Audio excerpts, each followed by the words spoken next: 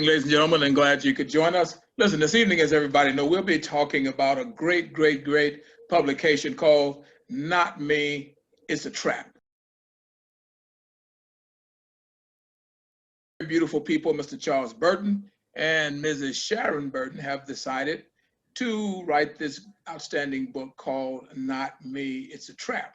Now, Sharon, of course, has also put together this book via video and voice. My name is Genesis, and I like to sing, and I'm 9. My name is Moses, and I'm 11 years old. Okay. My name is Kyle, 12.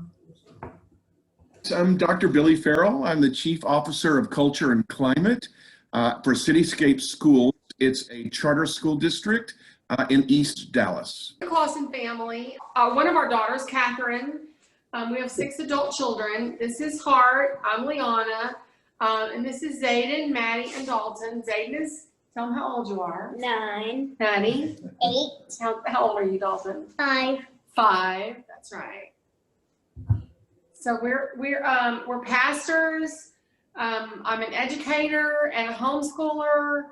Catherine is a student about to graduate from the University of Southern Mississippi with her bachelor's degree. So we're pretty excited about that. And Zayden is a 4th grader. Maddie is a 3rd grader in homeschool. Dalton is a kindergartner. My name is Dexy, and I'm 8 years old, and I really like dogs. I'm Mrs. Hughes. I teach 7th grade reading here in North Texas. I've been a teacher for 12 years. I taught for 7 years in the Metro Detroit area. I've taught for 5 years here in North Texas. What character did you like the most and why about Not Me, It's a Trap? It doesn't matter who goes first. I like Lee because she was doing what is right, and that's all she tried to do, and help people know what was right. Her character, what, tenacity? Yeah, was tenacity. Because he showed good leader qualities for saving the book and rescued Halfway. Because he told the kids about the drugs. I liked Halfway the most because she was the one against drugs and alcohol. She also started the No First group, and she decided to do what was right and help kids, or save them, I guess. I didn't really read the book, but I have had life experiences. So, And we did talk about the book. yes, we did talk about the book a little bit. I think one of the lessons that I learned is that how not to use. What would you say to persuade a friend or family member to read the book? Any of our young people, what would you say to them to persuade them to read this book? I would say this teaches you how to not use drugs and to do what is right. And there are favorite characters, and you might enjoy it. Dexy, will you please, do you think the book might make a cool movie, video game, or TV show? And if you have an idea, if it's one or all 3, but if it's only one, tell us which one you think it might be, or if you think it's all 3, will you share that with us as well, please? It would be a good video game and a movie because, like, the video game might be like trying to go through obstacles to get to the end to like stop hack. Yeah, different choices, and then the movie, I guess, could be like about the book. Dr. Hughes, now administrators are concerned about student achievement, discipline, school climate, and a myriad of issues on a daily basis. How might you say Not Me, It's a Trap helps to, if I can use the word, thwart and improve some of the misbehaviors or misgivings of our students?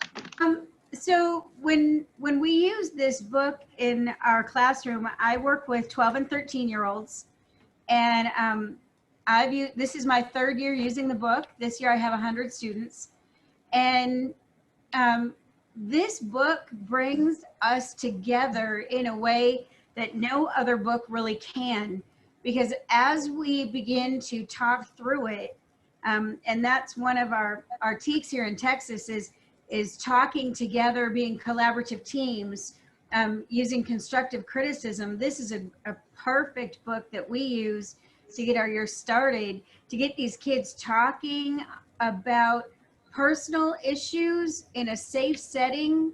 And this really bonds our 7th graders together in a way that no other novel has done so far. What are some of the ELA skills that you taught having used this book? That I've taught? Yes. Well, we use a lot. There is a lot of figurative language in this book.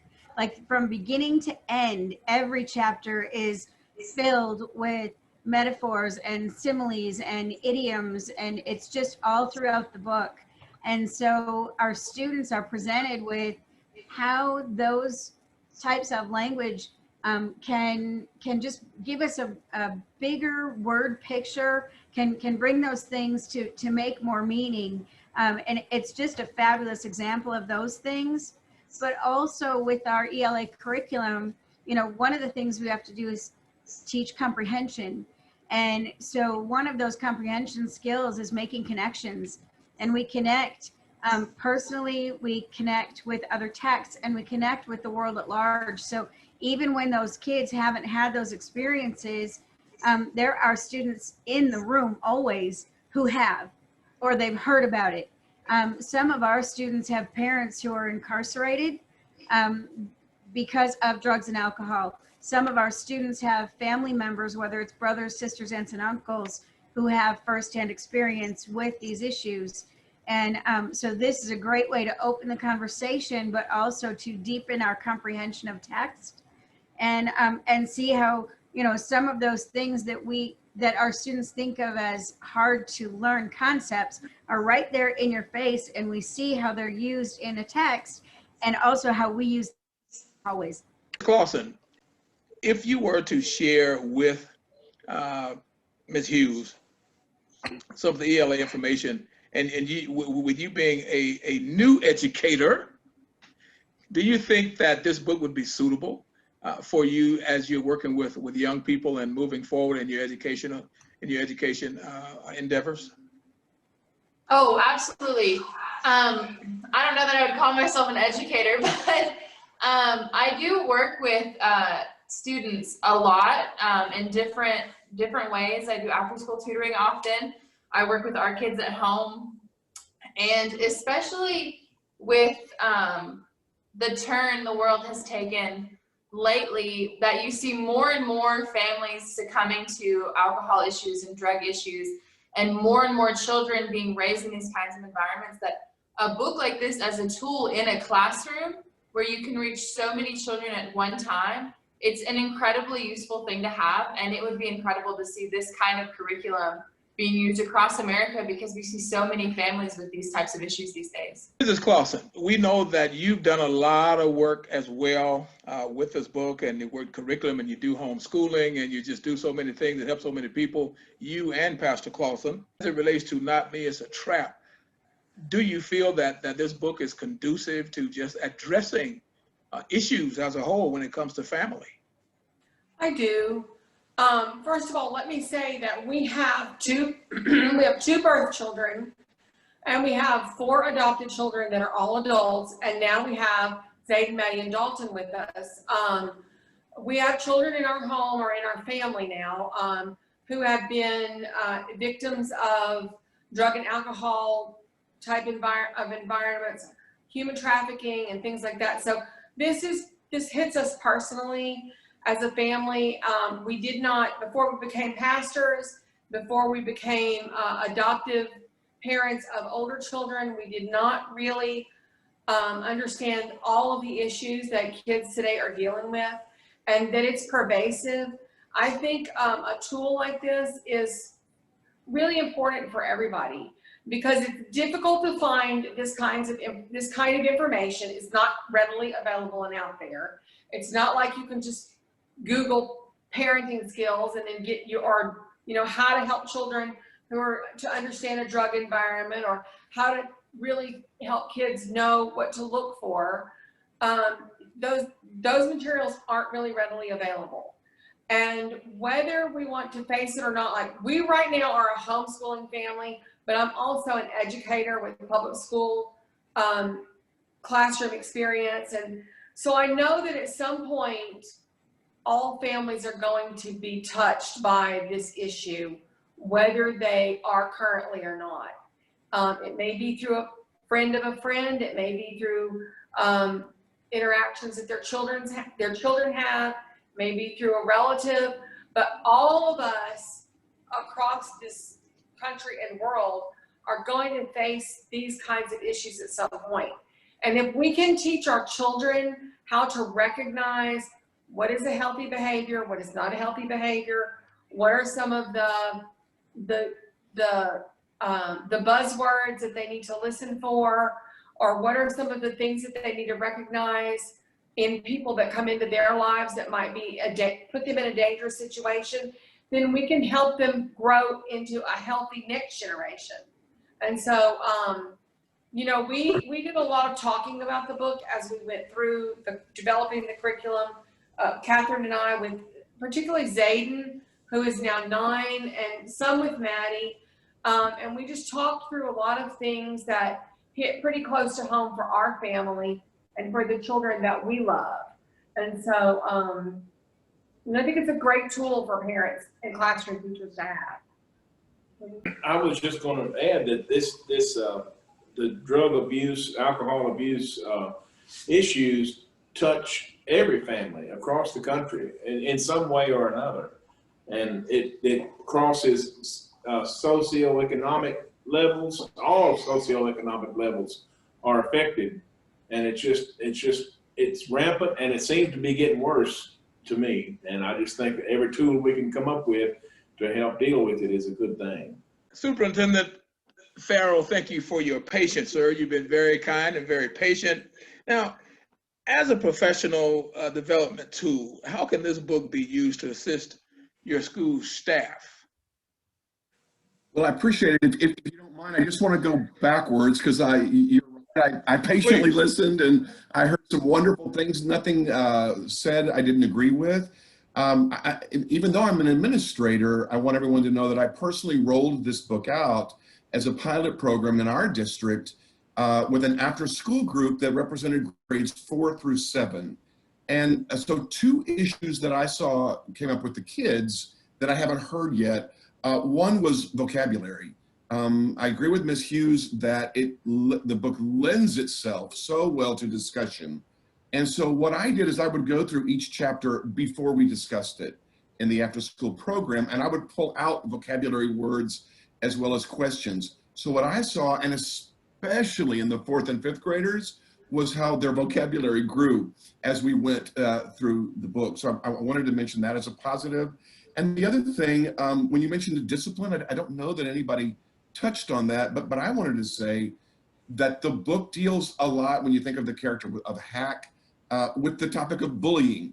And that is a very current topic today with adults, things that we see on the news every day, unfortunately, as well as children. And so we were able to talk about the subject of bullying. And Mr. Lars, I don't want to ignore your question about professional development. It would be a wonderful tool to roll out, in my opinion, to any district. We can maybe talk a little bit among the educational experts here about what grade levels, because I saw with my 6th and 7th graders, I just noticed, and a little bit in the 5th, that they really got into the story. There were some areas for the 4th grade I felt maybe were a little bit above their head, but again, it lended discussion and teaching, and maybe some of the older students could take care of the younger students. So all the way around, it's a positive. Superintendent Farrell is sharing some very important things with us, and he's asking if some of the teachers may want to respond what he was talking about as you're talking about the bullying and that kind of thing. We all know that that's very critical and very serious. When we use this book, we also stop along the way and we've added some things to it. And we call it our plan of action. Because in middle school especially, we think about drug abuse, alcohol abuse, and we also, and I say this with children in the room, we also talk about, suicide, right? It's a big thing. It's something we need to keep an eye out for and to educate our kids and give them a hope for a future. And so when we do this plan of action, we pause in our reading and we have the kids stop and make a plan. And one of the first things they do is they draw a heart map. What are the things that are important to you? What are those things you hold dear in your heart? What are those things you can't make it through a day without? And they map those just on a piece of paper. And then we move on and what are the positive things we think about ourselves? Because Halfley talks about that throughout the book. The names she gives the people in her little tribe are positive reinforcements and encouraging words. And it's words the kids look at and go, oh, that's something I can strive for. And so, we stop and we say, okay, let's name ourselves. What are some positive words we can say about ourselves that we hope to be true today and hope to be true in the future? And then as we get farther into this little book that the kids have told me in the future, they hang on to it. And that's the intent, something tangible they can hold on to in those moments of, oh, what do I do now? We also add in there sentence stems for how to stand up to bullying, sentence stems for how to resist peer pressure. We add a page of phone numbers, emergency lines, so suicide prevention phone numbers in there. We add in there 911 because in an emergency you might forget. We have them write down their parents' number. In an emergency, you lose your cell phone or your battery's dead, you got to know those numbers, write them down. We also have included this year a vaping hotline for kids who are trying to get out of vaping, that substance abuse. So we add in phone numbers that they can use not only for themselves, but they can use for their friends. We also have a texting line that if the kids in our school are going through a really down, depressed moment, they text this number and it goes straight to our social worker and she can reach out to them and make sure they're okay. So we add all of those things to that unit. And my 8th graders, because I teach 7th, my 8th graders come back in September every year and go, Miss Hughes, you've got to teach that book. You have to teach that book. They don't even remember, they don't remember the title. They don't tell me the title, but they know I know what book they mean. So it's a powerful tool. Wow, what a testimony. Perfect segue into bringing in and introducing the reason for this entire information, the Burton family, Mr. Charles and Miss Sharon Burton. Well, Sharon and I have worked with people with substance abuse problems, life controlling problems for nearly 40 years, and in childhood issues. And most of these kids are not prepared for teenage, when they become teenagers. Most kids are not prepared. Adults are not taking care of the responsibilities, and parents are not. So the classroom, teachers have the next best chance of turning these kids in the right direction, at least giving them the tools they need to be prepared for the temptation that's going to confront them. I think parents don't realize how knowledgeable their young children are about drugs and alcohol because they hear so many things in the hallways of school and in movies and on television. And I think parents are sometimes left out in the cold regarding the wisdom of their young children and what they've heard about drugs and alcohol. And if their minds aren't molded properly while they're young, then they're sitting ducks for getting taken down by drugs and alcohol. Well, and parents are outsourcing their responsibility. They're outsourcing it to the school teachers. They're outsourcing it to the church, expecting someone else to do their responsibility. So if they're not prepared, if parents are not doing it, somehow, hopefully, someone will step in to give these kids the tools that they need so they can be successful. Share with us, as a curriculum specialist, what would be the importance of ensuring that these books have got into various school districts and was put in the hands of the superintendents and of the instructors, and to ensure that the information was shared in the person of Reverend Dr. Ann Lars. Good afternoon, everybody. Good afternoon. I was encouraged to hear all the wonderful comments regarding the things that the book can be used and has been used for. And Mr. and Mrs. Burton approached Mel and I a few months ago and said that they had this wonderful book, and truly it is, and along with the teacher's guide. And then they said, well, there's a missing component, and that missing component is the curriculum itself, the standards-based curriculum, and asked if we would work on that. And so we said, yes, we would. And with the help of many people, but more specifically, the Clausen family, who we thought would be very instrumental in putting together that information, we set out to develop the standards-based curriculum. Embraces all of the things that the superintendent, Dr. Farrell, said, and Mrs. Hughes, and each of you. We have embedded in that curriculum the standards. There's vocabulary, there are interdisciplinary activities that are related to other subject area, content areas, and things, the young people. To the Burton, so much for including me in this adventure. And it's a pleasure to meet all of you virtually. Very proud to be a part of this panel today. I would like to say that we love the children in their response to the book. We have had some absolutely wonderful responses to what the questions the children ask and the things that they learn from the book. And so I just want to give thanks to the precious little kids that were on the Zoom meeting today. And I want to say thanks to Dr. Farrell. Thank you so much for being willing to do this. I know after our discussions face to face how committed you are to young people in education. And I want to thank Ms. Hughes. She's been so diligent and so faithful and such a, I guess, one of my biggest fans, which I'm so very grateful. The Clausen family, thank you so much, having an impact.